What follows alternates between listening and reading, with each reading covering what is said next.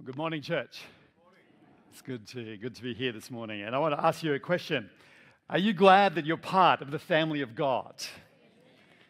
Excellent, excellent. And I want you to turn to the person. I'm following a bit of a text lead. I want you to turn to the person beside you. Look them in the eye. Don't linger too long, remember. We don't want to get too romantic here. But I want you to turn to the person beside you, look them in the eye and say, you are part of an amazing family. Yeah? Go, let's do it. You are part of an amazing family.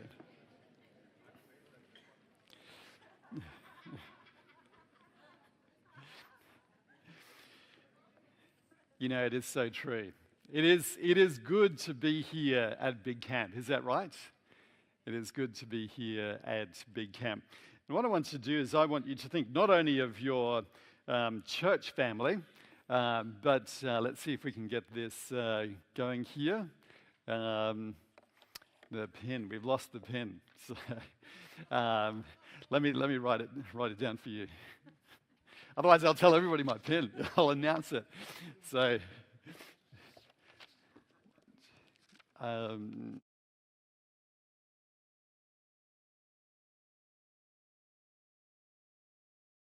pretty sure that's it.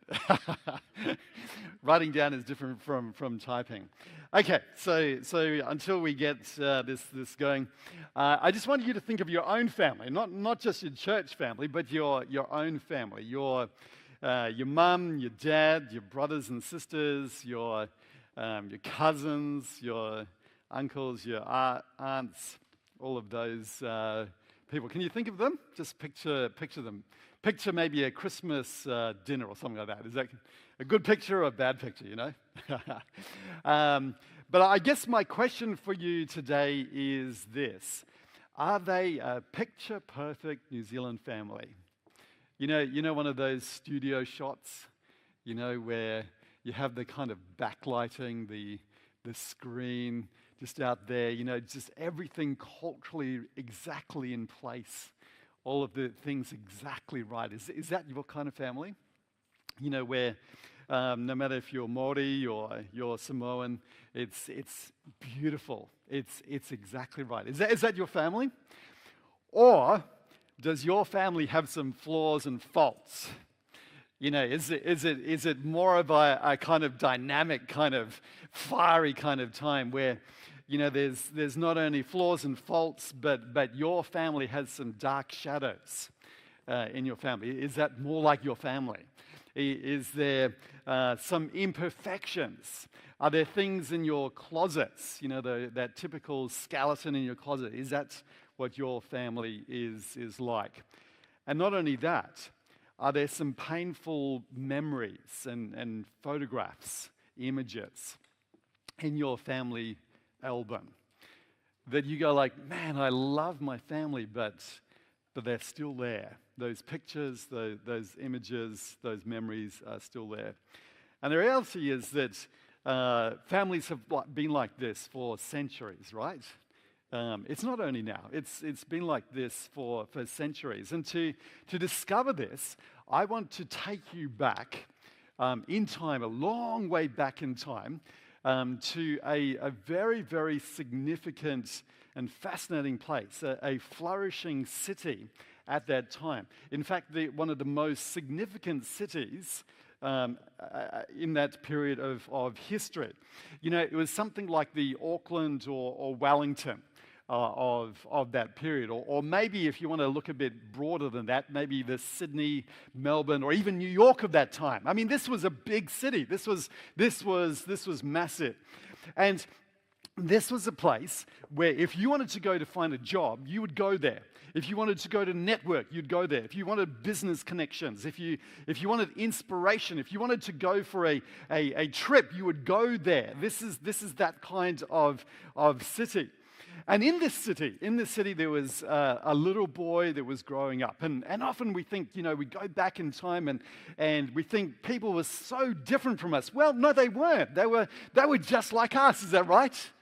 They were exactly like us. And in this city, there was a little boy.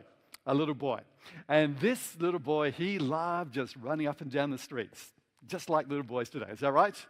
Loved chasing his friends, in particular chasing his sisters, teasing them, just like any little boy. He would love to go down to the market. A bit like our shopping centres of today. He'd love to go down to the market, take some of the money that his parents had given him to buy him some sweets, some lollies down at the market and to be able to enjoy them.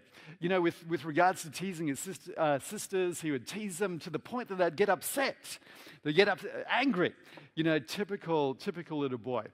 And as parents would at that point in time, they'd say, "Man, you are just a little terror. You're just a little terror." And he would think to himself, I guess he didn't speak English, but he'd think to himself, "A little terror, is that why they called me terror? Is that why they called me terror?" And I'm sure his parents would just laugh. His parents would just laugh. The interesting thing is this is how we're introduced to terror in the Bible. This little boy called Terah. And here we have it, here. This is the account of Terah's family. Terah was the father of Abram, Nahor, and Haran. And Haran was the father of Lot. But Haran died in Ur of the Chaldeans, the land of his birth, while his father Terah was still living. Meanwhile, Abram and Nahor both married. The name of Abram's wife was Sarai, and the name of Nahor's wife was Milcah. Milcah and her sister Iscah were daughters of Nahor's brother Haran. But Sarai was unable to become pregnant and had no children. Here is how we are introduced to Terah, little Terah's family. Little Terah's family. And not only are we introduced to Terah, but we are introduced to his incredibly famous son, Abram, right? This is the very first time we meet Abram. The fact is this, is that when we're introduced to Abram, we actually know nothing about Abram himself. Is that right? Nothing at all. We don't know his personality.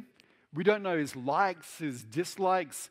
We don't know what foods he liked best, where he liked to go shopping. We don't know what sports he liked to play. Nothing at all. All we are introduced to is Abram's family, right? That is what we're introduced to, Abram's family. And I ask you this question. You look up there and you just read through it. Was this a picture-perfect family? Yes or no? Was it a picture-perfect family? Well, you just start to read into it. So Terah was the father of these three boys, Abram, Nahor, and Haran. So 3 sons, great. And we move on. Haran was the father of Lot. But in the next very moment, we find out that Haran died young. He died young. He had his son Lot, and then he died. A death in the family, a young death. This is grief, right? This is suffering. This is pain right in this family. Here in this great city of Ur, this incredible city of Ur, going back way beyond Babylon. This is the place to be. You keep on going. So you hear about Haran. Haran died, leaving effectively kind of an orphan in the family. You go on. Abram and Nahor married. Well, that's a very obvious thing to do, very, very natural thing to do. Many of you married right here. But you need to know, well, what was their marriage? What was their marriage? Abram married Sarai. Well, that sounds great, but who was Sarai? Sarai was Abram's stepsister, correct? Half-sister, right? So what happened here is what this tells us, we learn from later in the Bible, is that Terah had more than one wife, right? He had more than one wife. So here, Abram's marrying his half-sister. Not only that, we find that Nahor's wife was Milcah. Well, who's Milcah? It tells us in the text. Milcah was the daughter of Haran. So effectively, Nahor, the uncle, is marrying his niece, correct? Does this sound incestuous to you? Now, I know you might say, well, we go back to the ancient Near Eastern cultures and, it was practiced back then. But the reality was, even if it was culturally acceptable, genetically, it was incestuous. Genetically, there was problems, there was challenges. And we even see kind of a hint of this in this very text because it goes on to say Sarai was unable to become pregnant and had no children. What does this tell us? In this age in which we live, the great dream that we have, and I feel that dream myself, is this: romance and intimacy. To find your true love is the greatest thing. Back there was different. Back there was, marriage was part of culture, but the great dream was to have a son, right? To have children. And for somebody like Sarai to not have children effectively meant that you weren't living the dream. You weren't blessed by God. This was a very, very mixed up family. The pain in that family. But I want to ask you this question. As you look up at that screen, as you read about Terah, as you read about Abram, I want to ask you this. What's your family like? What's your family like? Is your family a blended family? Where you have husbands and wives and it's blended. You know what I'm talking about? Stepsons, stepsisters, all of that kind of thing. Is that part of your family? Have there ever been any affairs in your family? Is that part of your family history? Is there a photograph in your family album where there's actual affair and you know that that's occurring? You knew that happened. And let's get down to something that's closer to home. Does anybody in your family have any mental health challenges or issues? You know what I'm saying? You know what I'm saying? That the reality of the life in which we live, and I'm being serious here, and I'm being very, very personal. The questions I'm asking is not just theoretical, it's not just rhetorical questions, but in terms of mental health, did it ever lead anybody to take their own life? Yes or no? Have you ever had that pain of saying goodbye to someone who took their own life? Was there anybody ever abused in your family? Have you suffered that? The reality is this: ordinary families in ordinary lives, very messed up. Is that us? Is that where we are as well, my friends? I'm just being honest with you. And if I had the chance to sit down and talk with you, I could share so much more about my own family.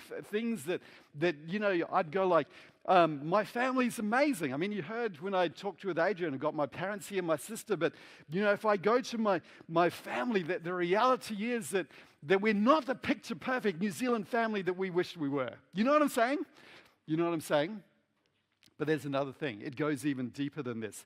There's another thing that you need to know about Terah's family. And we don't read it here, but we read it later on in Joshua's testimony. And it comes here. Joshua, so this is at the end when they're in the promised land. Joshua said to all the people, "This is what the Lord, the God of Israel, says. Long ago, your ancestors, including Terah, that little boy, the father of Abraham and Nahor, lived beyond the Euphrates River, and they worshipped other gods." Man, they worshipped other gods. What is it saying? He was in a family where they worshipped idols. They worshipped idols.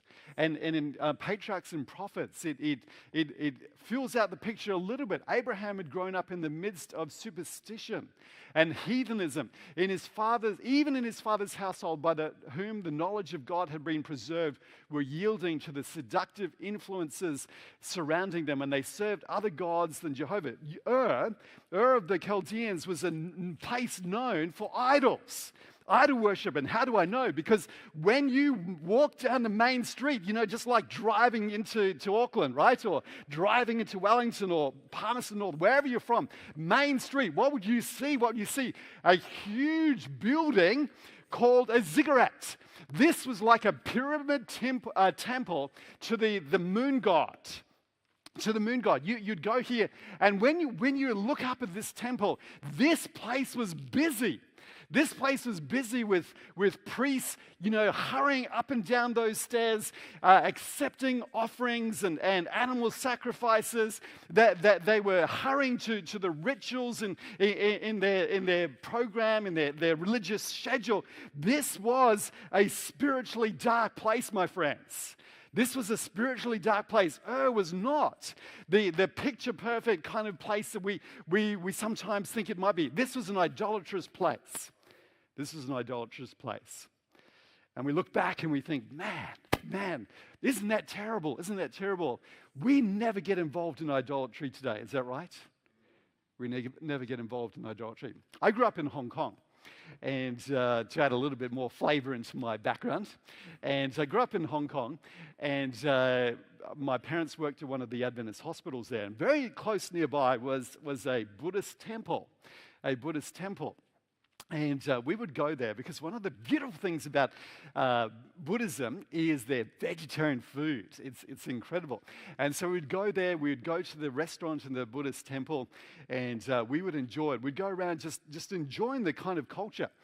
I remember going with a friend of mine on a mission trip that I organized to a university in China. And because we were going there, I thought, hey, I want to give these Australians and New Zealanders a little bit of a cultural taste. And so what we did is I took them to an island called Putoi Shan. You don't have to remember that. But in Putoi Shan, there was a Buddhist temple. I thought this would be great for them to experience. And so I took them there, and my friend Justin, good friend Justin, came along as well. And he walked through the door, and there were these incredible Buddhist statues, huge, massive gold statues. If any of you have been to Asia, you'll know what I'm talking about. Incredible statues, but they're not just there as decoration, right? People actually come there. You'll see down the front, you'll see these little bowls of oranges and rice, and people with their incense sticks and praying to the Buddha for luck and fortune, right? I'm telling you. And my Australian Adventist friend, he was like, incense is righteous indignation. He said, we need to smash all the idols. And I said, no, stop. I know where you're coming from, but we need to stop. But the reality is, friends, idolatry is still part of the human life, part of the human nature. Is that right? It's interesting to say, to know that John Calvin, the reformer, the great reformer, he said this thing: the human heart is an idol factory. What does this mean? This means that in our hearts generate idols very, very easily. It's the natural flow of our hearts. This is where we want to go. And if you just think, well, John Calvin, he's Calvinistic, he's sort of Presbyterian kind of thing, and whatever. Let's go to the Bible. The Bible says this: Son of man. Talking to Ezekiel, Son of man, these leaders have set up idols in their hearts. Set up idols in their hearts is not just big golden Buddhas. No, it's the fact is that we set up idols inside our hearts. And I ask you, is New Zealand, and I'm from New Zealand, so there's no condemnation here. Is there any idolatry here in New Zealand? Yes or no? Can money be an idol? Can sex be an idol? What about sports? I mean, All Blacks. I support the All Blacks, but can it be an idol? What about careers? What about family traditions? What about cultural practices? Can these be idols? Yes or no? And what about, notice here it says these leaders, these are Israelite leaders, these are God's people. These Israelite leaders have set up idols in their hearts. Is it possible, my friends, inside the church for us to set up idols? Yes or no? In our hearts. Is it right? Is it possible for us to say, the head elder position, wow, that gives me value. It makes me somebody. And I need to hang on to that position. I need to demonstrate that I have the authority. Do you know what I'm saying? What about the treasurer role? I manage the money. Whether it's at the conference or the local church or union or SBD, is it possible that we have these idols? Or church clerk role? Or, can we have these idols in terms of our ideas? I'm right. And I have to be right, and I have to prove it to everybody. Is it possible that we've set up idols in our hearts? a spiritually dark place. But I want to tell you, my friends, God is on the move. Is that right? God is on the move. In places where there are messed up families, in the places where it's incestuous, there's affairs, where there's all kind of sexual, deviances, where there's people worshiping positions and possessions and consumeristic and all of those kind of things. God is on the move and he's looking for people like you and me. Is that right? Because this is what God says. God is on the move in in this great city of this dark city. And what does God do? God comes and says, leave your native country, your relatives and your father's family, and go to the land that I will show you. Is that right? He comes, he finds Abram in this city. And what does he say? He says, I don't want you to identify with your culture, with your society, with your family, all of those kind of things. I want you to identify yourself with me. I want you to connect with me and go with me. I've already gone ahead. I've sussed out this land. I know what it's like. I want you to come with me. I want you to come with me. Amazing. And the incredible thing is this, is that Abram's going like, what? Me? Just an ordinary person. Nothing special, nothing, not great superstar kind of person, but just ordinary Abram from a messed up family. God is saying, come, join me, follow me, go with me. Hear the call? Hear the call? And God is not saying, well, I just want you to come on a tour with me. I'm not just a cruise boat with me. God actually says, I will make you into a great nation and I will bless you. I will make your name great and you will be a blessing, my friends. Isn't that amazing? You right here, you can be a blessing. You can be a blessing to others, to demonstrate to them what God can do. It's an amazing reality. Amazing reality. And God goes on and he says, he's very honest with Abram. And he says to Abram this, I will bless those who bless you, and whoever curses you, I will curse. He's saying, look, it's not always going to be a bed of roses. Not everybody that you meet is going to say, yes, Abram, come on in, fantastic. No, what he's saying is this, is that even though there might be challenges, some people accept, some people won't. But the fact is this, I will be there. I'm going ahead of you. Don't worry, I've sorted it out. And Jesus himself actually says this as well. Remember when he was talking to the disciples, he said, now go, same command. And remember that I am sending you out as lambs amongst wolves. Is that right? And the question is, my friends, do we need to be afraid? Yes or no? No. Why? Because God is with us. Because Jesus is with us. Because he is the one who's gone ahead of us. We are following him into the harvest. And then he goes and says this to Abram. He says this, all peoples on earth will be blessed through you. Isn't that incredible? And Abram's going to himself, how on earth? I just live in Whangarei. I just live in Gisborne. I just live in Napier. How can all peoples of earth be blessed through you? Through him. And God is saying, I will be able to do it. I will bless everything that you do. And what did Abram do? What was Abram's response? The Bible tells us, so Abram went as the Lord told him. So Abram went as the Lord told him. The only thing we know about Abram from this passage is his willingness to be obedient to God. His willingness to be obedient to God. The Bible doesn't say, okay, Abram, okay, can you show me the contract? Can you show me the conditions? Can you show me exactly what the deal is here? Can I get a better deal? Can I negotiate with you? No. The Bible simply says, so Abram went as the Lord had told him. Abraham obeyed. Abram obeyed. Abram trusted God and obeyed him. Abram went on a journey with God. Isn't that amazing? Abram went on a journey with God. Now, there's one thing which always really intrigues me about this story. Intrigues me about Abram, and that was this. Think about it carefully. How did Abram know that it was God talking to him? Have you ever thought about that? How did Abram know? Because imagine that you wake up in the morning here at Big Camp and you hear this voice. I want you to go to Blacktown in Sydney. Now just go. And you're thinking like, no way in the world, too much pizza last night from the cafe, too much pizza from the kitchen.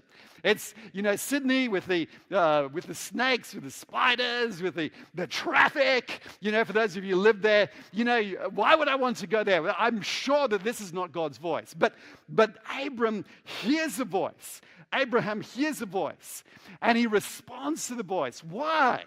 Why is that?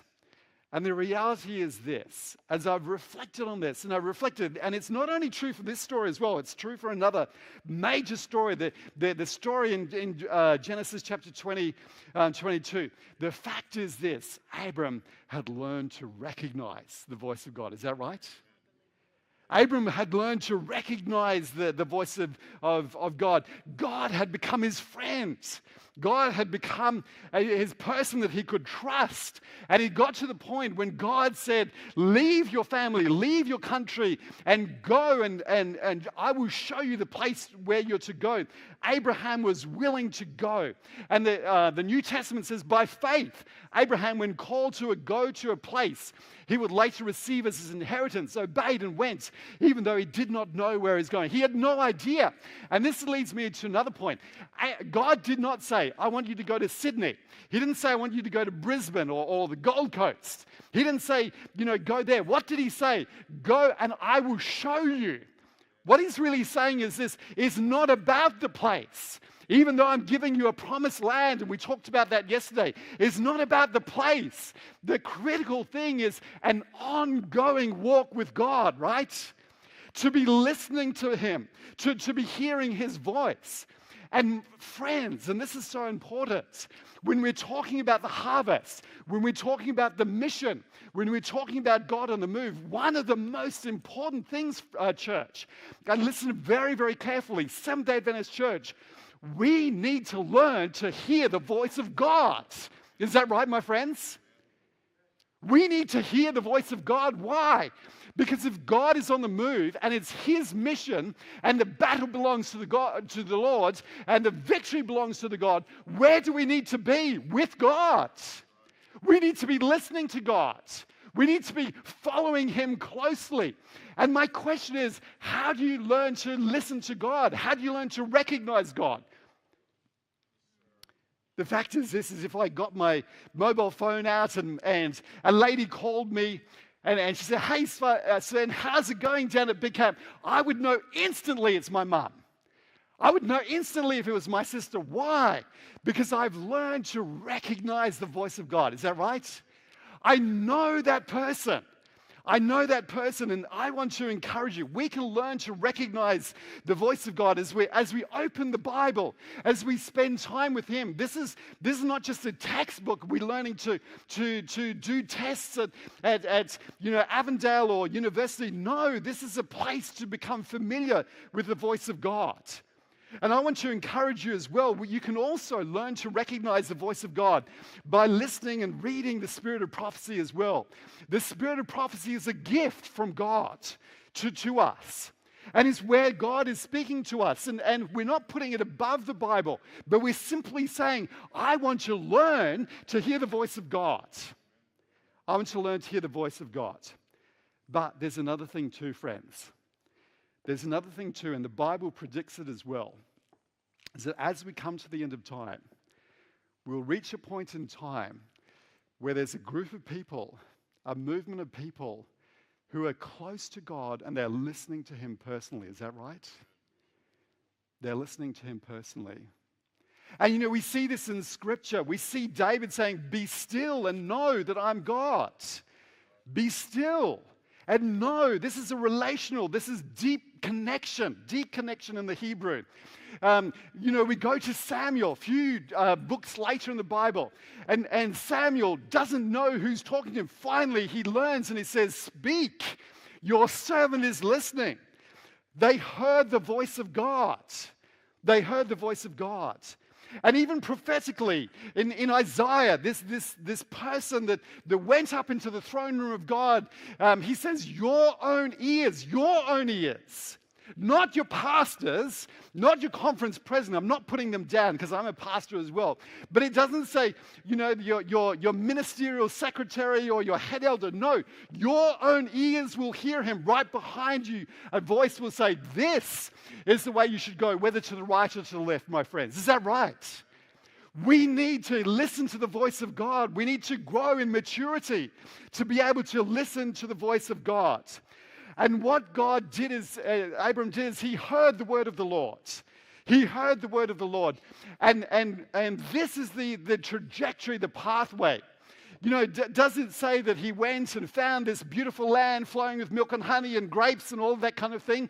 Does it say that he went down and the supermarket was filled, with New Zealand milk, New Zealand honey? Does it all say no? What does it say? So the Lord appeared to Abram and said, to your offspring, to your children, to your family, I will give you this land.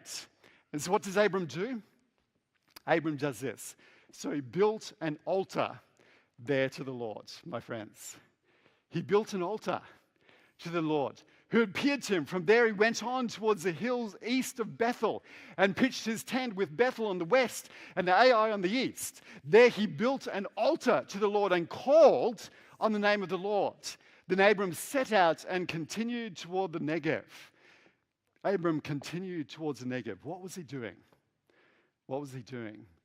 He was simply saying, wherever I go, I'm going to call people into the presence of God, to call upon the name of the Lord and learn to hear from him. Is that right? And I want you to compare this for a moment. From the great city of Ur where they had come from. The great city of Ur where he'd come from, compared to what he did. In the city of Ur was this incredible, impressive, eye-catching, inspiring ziggurats, with priests hurrying up and down, with sacrifices being made. This was amazing. This was where people would come on their holidays for. They would come to see this ziggurat. What did Abram do? Nothing like that. Just a small little altar, right? A small place. And what was he doing? It's not about just the place and the altar. It's about the God I'm calling you to connect with. Listen to him. Follow him. Go wherever he leads. I've learned this as well. It's interesting that when I went to Sydney, one of the things that I said to myself is I want to join another orchestra. So I've been part of a number of orchestras down through the years. And first orchestra I was part of was the Christchurch Youth Orchestra. And then from Christchurch Youth Orchestra, I joined Da Capo in Christchurch. Then when I went over to England, I joined the Prom Praise Orchestra. And that was the Prom Praise Orchestra. Every year they have a concert in the Royal Albert Hall, and they sing praises. I'm not sure if you've ever been in a situation where there's 5,000 Christians all singing hymns. Have you ever been in a situation like that? It is amazing. It's like heaven on earth. You're going like, this is what it's going to be with the angels. And I just get the humble opportunity to be up at the front on the stage playing my violin. And whether I'm sort of third or fourth or right at the back of the second, so I'm going like, I just bask in this reality. And so there I was, with London, part of the Prom Praise Orchestra, then over to Perth with the Perth Symphony Orchestra. And I get to Sydney and I'm going like, I want to join another orchestra. But the problem was this, as I worked out on the map, one thing with Sydney, as I mentioned before, was the traffic, right? The long commutes. And here we are right in Blacktown Council, and a little bit kind of out of Blacktown Council, and there's one orchestra, Ku-ring-gai Orchestra, 40 minutes that way. And one thing is that with orchestras is that you need to rehearse at night. So you start about 7:30, you normally end at about 10. So it meant that if I was in the Ku-ring-gai Orchestra, that I would be coming home at 11 o'clock at night and I was thinking like, man, I've got a young family, I've got a wife, every week doing this, it's just not fair for them. So I thought, okay, Ku-ring-gai orchestra is not going to work well. I'm going to look for the orchestra on the other side. And there, I thought, okay, there was a Penrith orchestra. But the problem with the Penrith orchestra is 40 minutes the other way. So Ku-ring-gai, I'm like stuck in the middle, piggy in the middle, with no orchestra, coming home late at night and, oh man, this is not going to work. So finally, one day my wife said to me, why don't you start your own orchestra? I go, what? That's just crazy. That's crazy. But then I thought, maybe this is a good opportunity. Maybe it's a good opportunity. So I contacted the local newspaper and I sent them, I said, would you like to write an article for me to be because I wanted to start an orchestra. Didn't hear anything from them. Didn't hear anything from them for like 2 weeks, and I thought, well, that was a bit of a dud. And suddenly I get a phone call. Hey, I'm the photographer, reporter from the newspaper. I'm coming tomorrow because I want to write an article about. Wow, man, I haven't done my, done my haircut. Haven't got all my clothes ironed, all that kind of thing. So I got it all ready, and we sat down, and they took this amazing photograph on me, and they wrote the article. It came up on the newspaper. So I said, look, I don't mind. I'm not trying to be ambitious here. I said I'd be happy with either a quartet, 4 of us, or an orchestra, 80. So I'm anywhere in between. I'm not trying to be too greedy here. And so next day in the newspaper was. And said, here we have a quartet which is 3/4 short. There's only one violinist.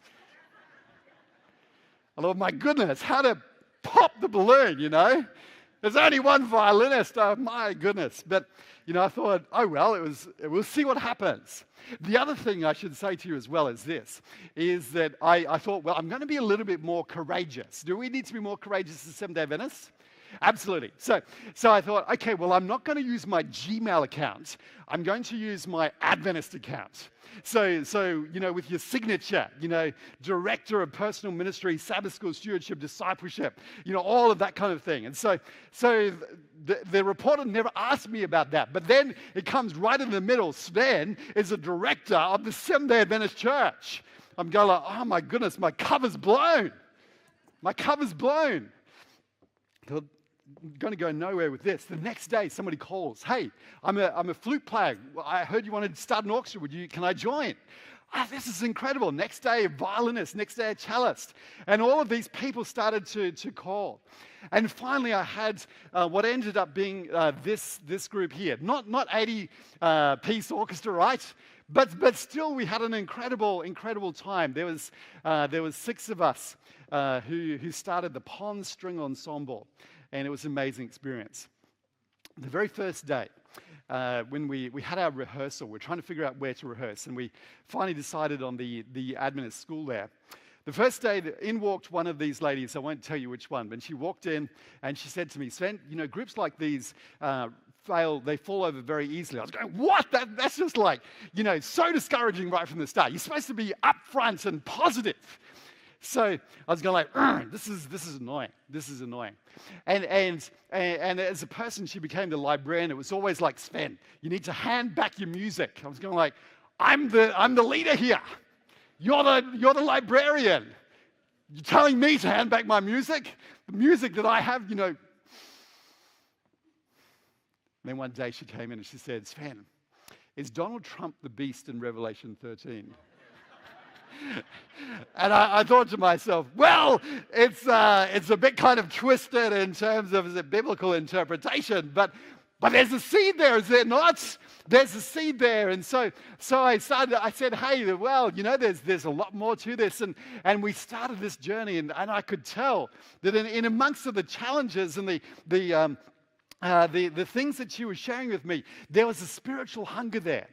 And a couple of years later, unfortunately, her husband went into Sydney Adventist Hospital and he died. Not that Sydney Adventist Hospital kills people, but he died. He was an older person. And that was the moment I said, now I need to move. Now I need to move. And I said to her, would you like to come? I know that you're hurting right at the moment. But would you like to come over and my wife Marilyn and I will just read through the Gospel of John together? chapter by chapter. Would you like to do it? And she said, yes. She said yes. And that's what we did. That's what we did for weeks and weeks. Just one chapter. John chapter 1, John chapter 2, John chapter 3. And we went through it, and she was going like, I'm so amazed. I have such a hunger for truth. And what I find in the Gospel of John is truth. Gospel of John is truth. And you know, my wife contacted her, sent her an SMS recently, said, how you going? We thought maybe she's wandered away. She said, I'm there at my church, my Adventist church in Sydney, and they asked me to do the children's story, and I said yes for Christmas. She said yes for Christmas, and I was so amazed. You know, the fact is, friends, we do not have to set up great edifices for worshiping God. Is that right? We do not need to set up ziggurats and things. What we need to do is simply listen to the voice of God and be willing to invite people, come and listen to God's voice with me.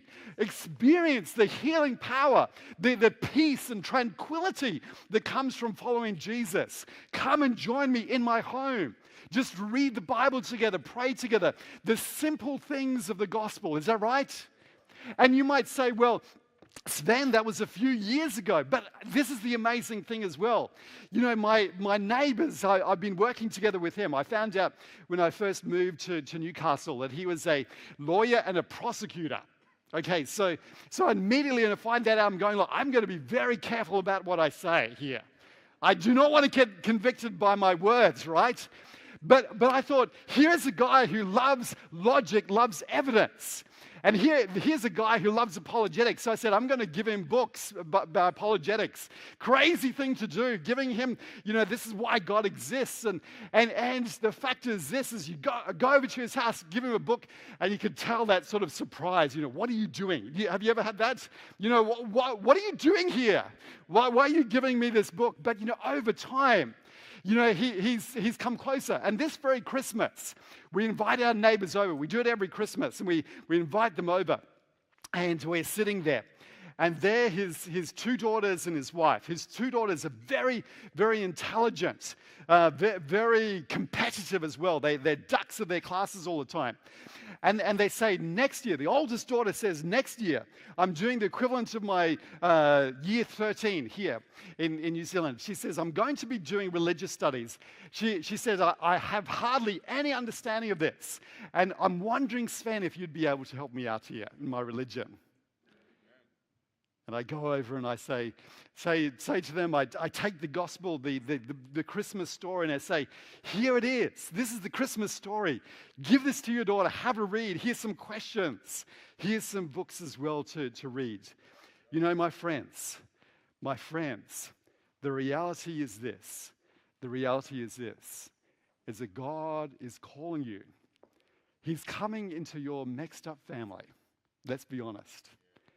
Coming into your mixed up family with all of the spiritual joys and the spiritual darknesses. And what he's doing is this. He says, I don't want you to get dragged down. I don't want you to identify with those things. Don't let that be your identity. Identify with me. Identify yourself with the God of the universe. You know, beyond all of those things, identify yourself with me. Listen to me. Hear my voice. And then come on a journey with me. And not a journey of ziggurats and huge big edifices. No, a simple journey of wherever you go. Invite people to join you, to experience the presence of God, to listen to his voice, to be able to hear his healing power, to experience his healing power. I want you to bless others by teaching them to recognize my presence and to listen to my voice as well. And my question for you today is this. What is your response going to be to that voice in your life today? May God bless you as you think of how you respond. Father, you know each and every one of us. You know our families. You know our history. You know our strengths, our weaknesses, our joys, our sorrows. You know it all. And yet I just want to thank you that no matter where we come from, no matter where our family is, no matter what has been in our past, you're on the move. You come into our lives and you say, identify yourself. Identify yourselves with me, you say, Jesus. Connect yourself with me. Just follow me. Listen to my voice. Go where I am going, to the land that I will show you. And Father, I just want to pray that you would build the confidence in our church here in North New Zealand. Thank you for what you've already done. Thank you for the incredible work that you've been doing. But Father, there's greater things. There's even more abundantly than all we could ask or think or imagine. And Father, I pray through your Spirit, through your revelation, through your power, that you would lead us into the future, into an amazing future, but not a future where it's about huge, big human accomplishments, Lord. Just the simple fact, the simple reality of spending time in your word, inviting people to join us in prayer and experience your healing as well. And Lord, I pray for a movement. I pray for a thriving, vibrant, dynamic movement of Seventh-day Adventist disciples and disciple makers. It's not about the church leaders and the professionals and all of that. It's about what you are calling each and one of us to be able to do in our community through your power, through your Spirit. Transform us, empower us, give us the reassurance and the comfort that we need. And Father, I just pray that just like you're on the move, that we would be able to follow you all the way into eternity. Close behind on your heels is my prayer. And I pray all these things in Jesus' name. Amen.